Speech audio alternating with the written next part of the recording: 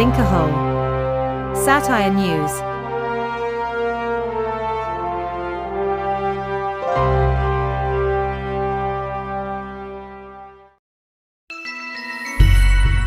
Blinkerhole takes a closer look at Prince Harry's disparaging remarks about Queen Camilla amid the recent reports of his involvement in a near-catastrophic car accident after a frenzied chase by relentless paparazzi in New York.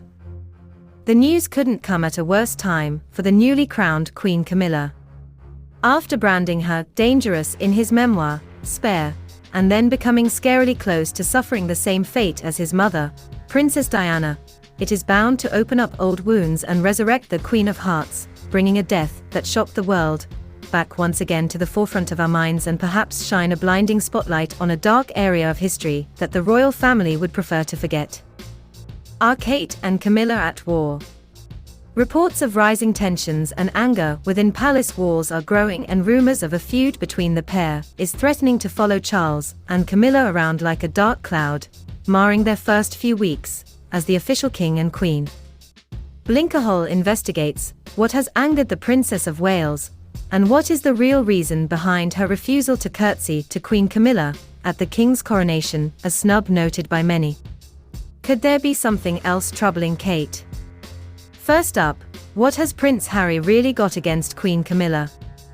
Having previously launched a searing attack on her, calling her an evil stepmother, dangerous, and a villain, and likening his first meeting with her to getting an injection.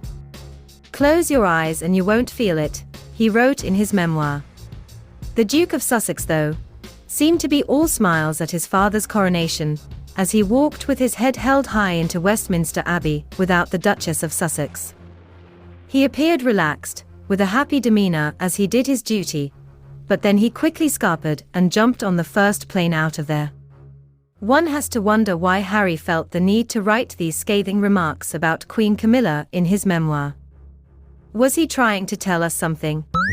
Perhaps the reason is hidden in there somewhere, and it could be worth another read, this time between the lines. The Duke of Sussex stated that it was Camilla's willingness to forge relationships with the British press that made her dangerous, and there would be bodies left in the street because of that.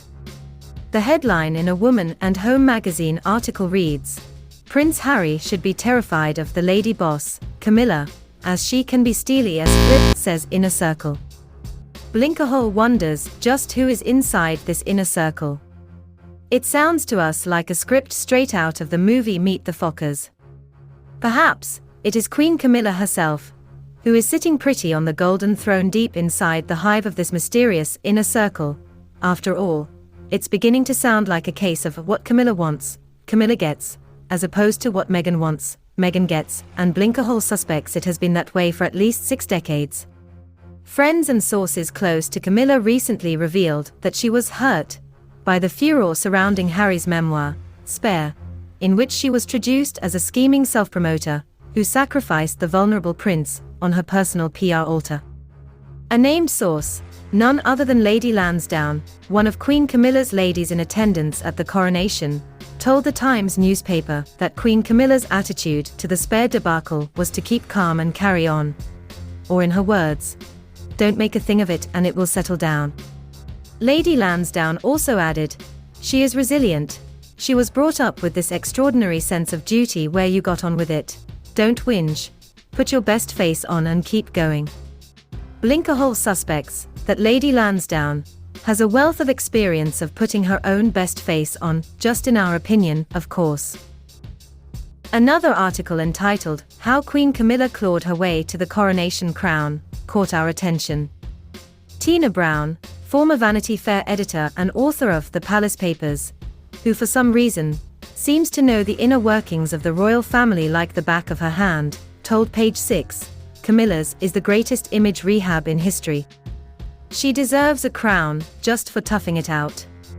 The crowning of Queen Camilla will be the culmination of a quarter of a century of intensive work by the king, their friends, and their counselors. The article continues to suggest that there was a sustained campaign to strong-arm Queen Elizabeth to endorse Camilla as Queen Consort shortly before her death. On February 5, 2022, the eve of her Platinum Jubilee, the late Queen wrote in a touching letter. "And when, in the fullness of time, my son Charles becomes king, I know you will give him and his wife Camilla the same support that you have given me, and it is my sincere wish that, when that time comes, Camilla will be known as Queen Consort as she continues her own loyal service." Could this be just one of many reasons that have irked Prince Harry? Why would he brand Camilla dangerous? It is known that his taxpayer-funded protection was removed when he stepped back as a senior royal and relocated to the United States in early 2020, and he argues that he should be able to pay for police protection privately. He is still in dispute with the Home Office regarding it. Harry's car chase with paparazzi and the arrest of an alleged stalker outside his Montecito home this week is bound to help with his case. Should anything happen to him and his family, it could look extremely bad for the royals should the public turn on the newly crowned king and queen in the future for any reason. It was reported that the incident happened when he attended an awards ceremony in New York. The Duke and Duchess of Sussex and the Duchess's mother were involved in a 2-hour car chase in New York after being followed by a ring of highly aggressive paparazzi, the Duke's spokesperson has said. In an article by The Guardian newspaper, the three of them were said to have been subjected to a relentless pursuit involving half a dozen blacked-out vehicles. This relentless pursuit, lasting over 2 hours, resulted in multiple near collisions involving other drivers on the road, pedestrians, and 2 NYPD officers. While being a public figure comes with a level of interest from the public, it should never come at the cost of anyone's safety. PA Media reported that it was understood that no members of the royal family had contacted Harry and Meghan as of 10 p.m. on Wednesday, May 17, following news of the incident emerging. According to reports, the couple originally left the award ceremony in an SUV and were followed by photographers. Aided by police officers assisting their private security detail, the couple went to a police station, AP reported. They spent several minutes there waiting for the situation to de-escalate, and once it was safe, left in a yellow taxi cab. However, after driving around the block for 10 minutes it was evident they were still being followed. They returned to the police precinct and left the taxi. Eventually, they completed their journey in their security vehicle. A member of the security team protecting the couple said that after the couple had left the event, the chase was chaotic and could have ended in fatalities. Speaking to CNN, Chris Sanchez said there were about a dozen vehicles, cars, scooters, and bicycles. He continued, the public was in jeopardy at several points. It could have been fatal. Blinkerhole wonders, what if Harry really is the boy who cried wolf? A woeful tale of a boy who repeatedly tells the truth to the villagers, warning them about a dangerous wolf, but no one believes him and instead ridicule and torment him. In this version of the story, though, the wolf eventually appears, baring its teeth and claws, stunning the sheep and the villagers, who in their confusion get gobbled up by the wolf while the boy flies off into the sunset on a jet plane, glances back at the carnage and says, "I told you so." And now, the angry Princess of Wales. What is the bee in Kate's bonnet really about? Royal biographer, Tom Bower, has claimed there are growing tensions between Queen Camilla and the Princess of Wales. Speaking on Dan Wootton Tonight on Tuesday, May 16, he claimed that the Princess of Wales is angry at Queen Camilla due to the coronation ceremony's guest list. Blinkerhole believes this part of the statement to be true. The rest? Well, let's take a look.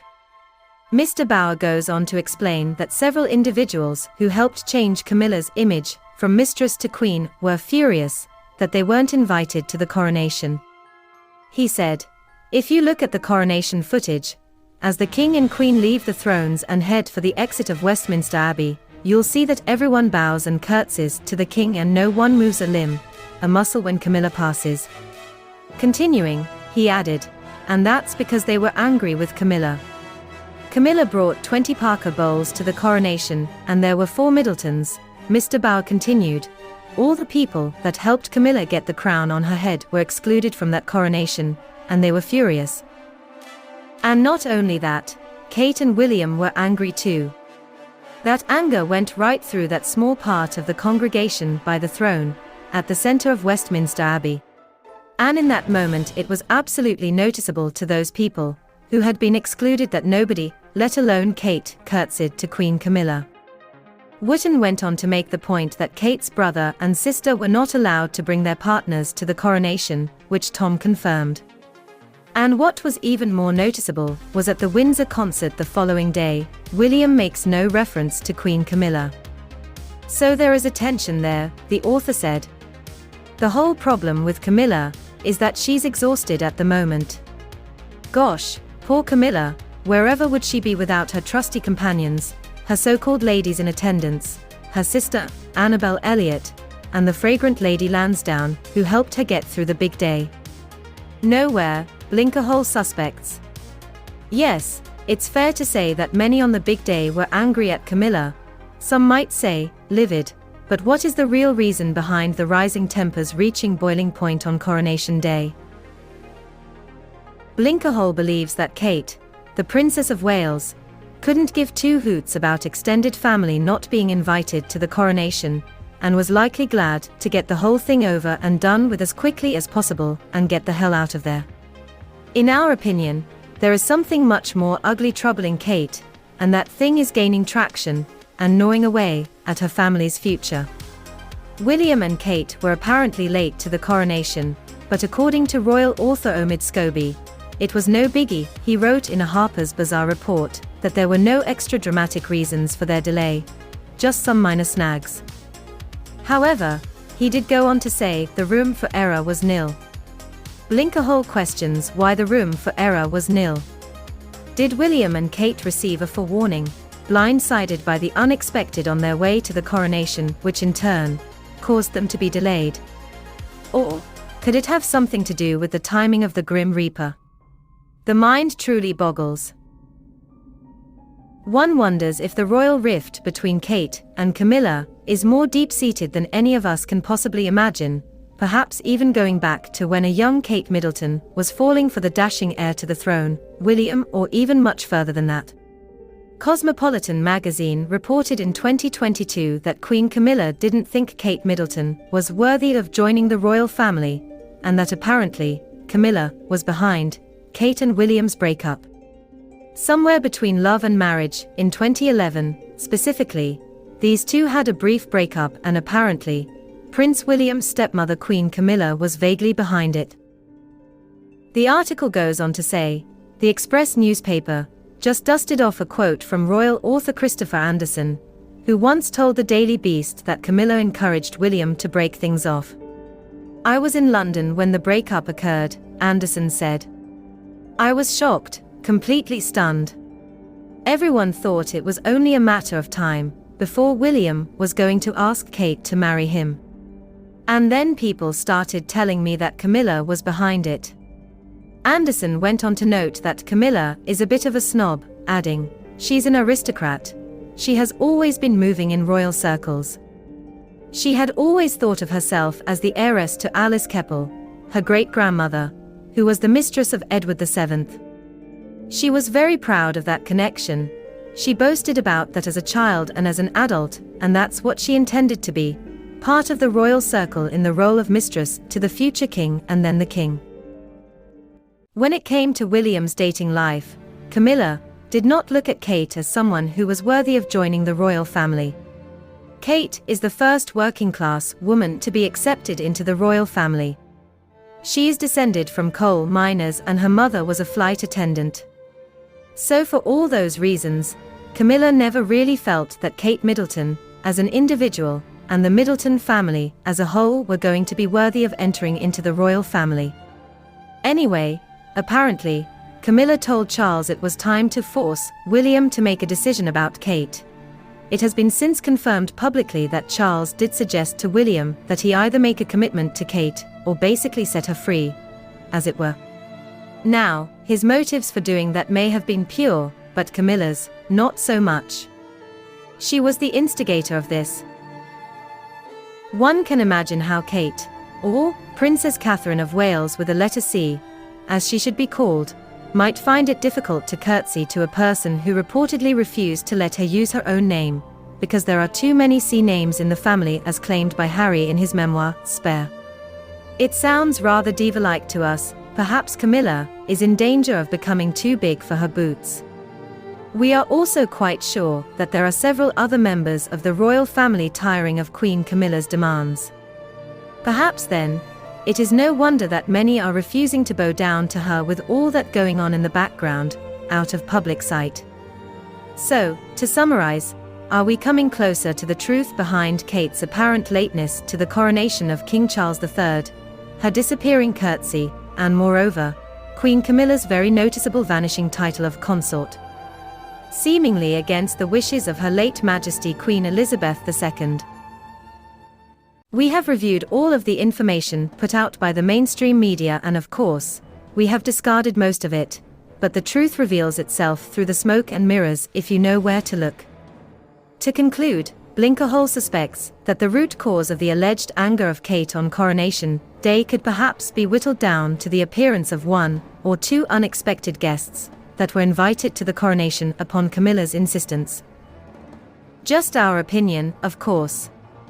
If Blinkerhole is correct, might this dramatic turn of events at the coronation of King Charles III be a spectacular mistake, born from the desires of a wicked stepmother, clawing her way to the top? What Camilla wants, Camilla gets. A picture-perfect balcony image is frozen forever in time, or a marked stain in the history of the royal family. An unbelievable tale that could be told around the world for centuries to come. In our lifetime, could Camilla's demands threaten the future of Kate's husband, our next king, William Arthur Philip Louis Mountbatten Windsor, the current Prince of Wales? And could they even be the downfall of the monarchy itself? Only time will tell. Could the mainstream media be telling secrets in code within their articles? Study them closely to find out more. Please like and subscribe for more journeys through the Blinkerhole. For entertainment purposes only.